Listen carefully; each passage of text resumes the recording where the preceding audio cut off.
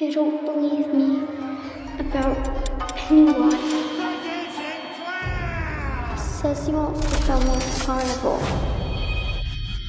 He's here. Don't do that! Leave it alone! Leave it alone! In the pipes.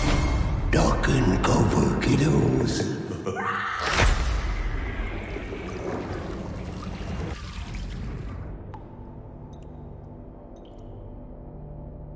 Hello fellow Mudbeards, Derry fans, and anyone else who found Pennywise pretending to be human in the bottom of Juniper Hill to be really disturbing. And in this video, I wanted to break down the big reveal of who Mrs. Kersh actually is. And it turns out she is, in fact, Perrywinkle, this strange alternative clown we've been seeing glimpses of throughout the show, and been theorizing about in so many different videos, some of which are still copywritten. And by the end of the video, I'll be breaking down why Halloran is in for an even more bad time in the coming episodes. Either way, she was first hinted at all the way back in the General's flashback episode, where you see him glancing towards Pennywise's cart before heading into the freak show. This does also explain why out of all the kids' photos, the one with the clown still remained visible to other people. Though I will say, when she was later revealed to be standing outside of the tree, I actually was fully under the impression that that was Pennywise, as you could see a guy walking his dog right across the street. Either way, it turns out she's been stalking the kids in the hopes of catching a glimpse of Pennywise one more time. See, years after whatever should be going down in the third season, we see that Mrs. Kersh was working in Juniper Hill and heard mention of Pennywise speaking through the pipes. She ends up taking a kid down there not to help them confront their fears, but to find out who exactly they're talking about. That's when she gets the reveal that Pennywise, the dancing clown, has returned, but is some weird alternative form of what her father used to be. The jump scare in this moment actually got me, I will have to admit, as I was fully expecting the jump scare to happen, but it happened much more quickly than I anticipated. Either way, she does attempt to save the kid and fails horrendously, though we did get some really cool shots of Pennywise walking down the hallways and doing his sweet little strut that he does. We then get a kill that was very reminiscent of the one Bill faced in It Chapter 2, only Mrs. Kersh does not seem as distraught, more distracted by the fact that it has now taken the form of her father. And oh man, Bill Skarsgård not being Pennywise but also not being fully human is not something I enjoy seeing. I did, however, enjoy the black and white contrasting with the red throughout the sequence. And once she opens the door, it's obvious that Pennywise lets her live, which leaves you to wonder why. I personally wondered if he had shown her the deadlights in that moment and drove her even more mad. But there is also a chance he's just leaving her alive simply so she can keep bringing him more kids to eat. Which means it's not bad enough that Pennywise is able to manipulate bullies like Henry. He also at some point had his own personal assistant that lasted 2 iterations or 2 cycles. And Perrywinkle is the perfect name for this assistant. We will likely see more of Perrywinkle back in action in the next season of the show, which should be covering the 1930s. And we also know at this point that she continued staying at Juniper Hill, which leads you to wonder, why did she have such a fondness for Lily? Even after knowing about his return, she still vows to not let anything happen to her, but makes it very obvious she isn't as concerned for the other kids or their safety.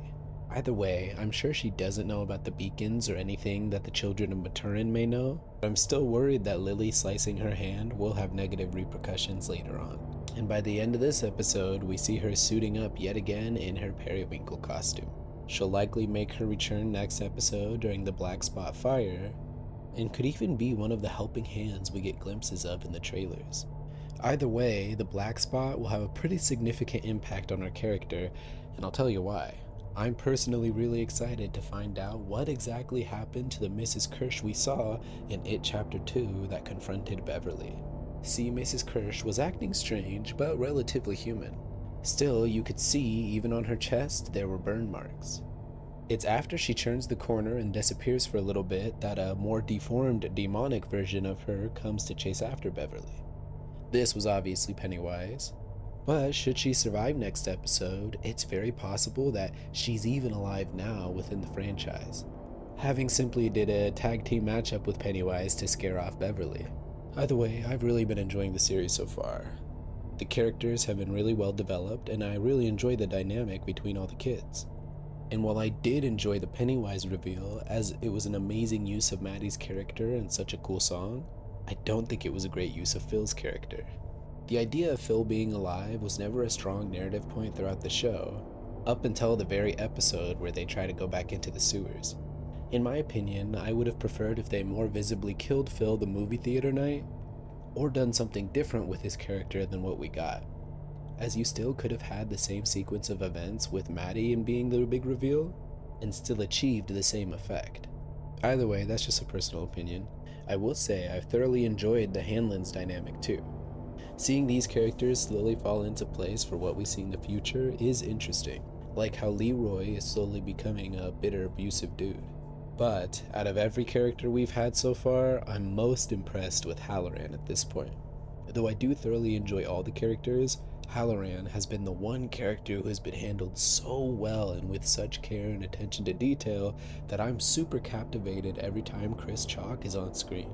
As well as the fact that I just watched Dr. Sleep again the other night and saw the return of Halloran as a character, and man, Chris is killing it.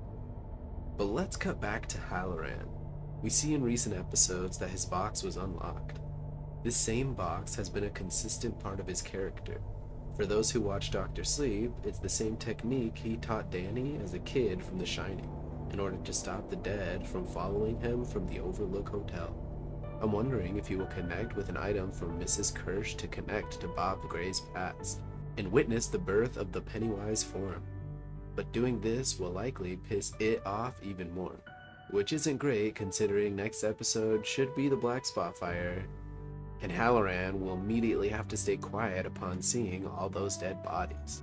Some probably his fellow soldiers, which unlike other ghosts may not ignore Halloran. Once the series is finally over, I'll do a full video essay on his character and his portrayal. I'm wondering if it's possible that Perrywinkle will show up at the Black Spot Fire and save one of the kids from being crushed. Maybe only to throw them towards Pennywise later on, I'm not quite sure. All I know is it looks like we see Pennywise with Mr. Kersh's axe at some point, or I guess hatchet. Cleaver? And I feel things are really gonna ramp up in these last little bits. So whether it be a full reaction video or just small little segments introduced in the next video I release, but it seems this video won't only be focusing on the Black Spot, but also on the character of Bob Gray, who's another character I'm very excited to see more revealed about. We know he existed, but we're not really quite sure in what nature until recent episodes. Now it's likely that he was human, but he was taken at some point. The question is, what was he taken by? Was it? Or could it have been something else altogether? Let me know what you guys think down below. And if your comment is revealed to be right in the next episode, I'll shout it out. By the way, thank you all for watching, appreciate the support, and remember to stay out of the sewer.